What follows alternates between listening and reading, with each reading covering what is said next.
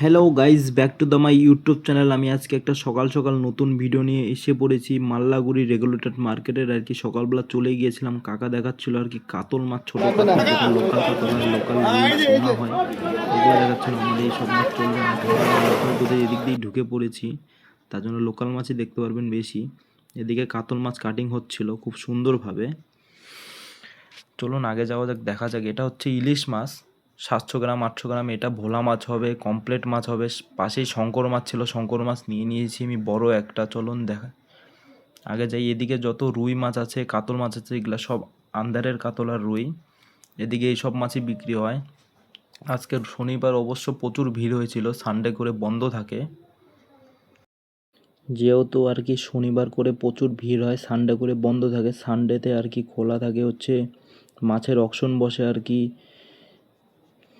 শালবাইতে আর কি অকশন বসে। এটা যে দেখতে পাচ্ছেন, এটাই শঙ্কর মাছের ছোট শঙ্কর মাছ। এটা আর কি 1.5 কিলো ওয়েটের এক একটা।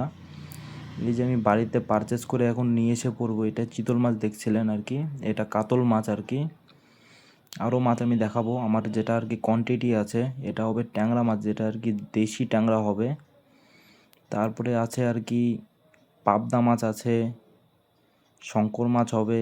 এটা হবে পাবদা মাছ, খুব সুন্দর পাবদা এটা আর কি, আজকেরই পাবদা, এটা ফ্রেশ পাবদা একদম। তারপরে শঙ্কর মাছটা দেখবেন অনেক বড় আর কি, বড় সাইজের শঙ্কর, 10 কিলো। ওইটা আপনাদের কেটে কালকে আমি দেখাবো আর কি কীরকম বের হয় ভিতরটা আর কি। আপনাদের যদি কোনো সময় মাছ পারচেজিং করার দরকার থাকে, মাছ লাগে, আমার সাথেও যোগাযোগ করতে পারবেন। আমি আপনাদের নাম্বার দিয়ে দিব আর কি পেজে। এটা অনেক বড় শঙ্কর, দেখতেই পাচ্ছেন। আমার বাড়ির সামনে খুব ভিড় হয়ে গেছিলো এই মাছ দেখার জন্য, সবাই আসছিল আর কি। কত বড় মাছটা আর কি দেখুন।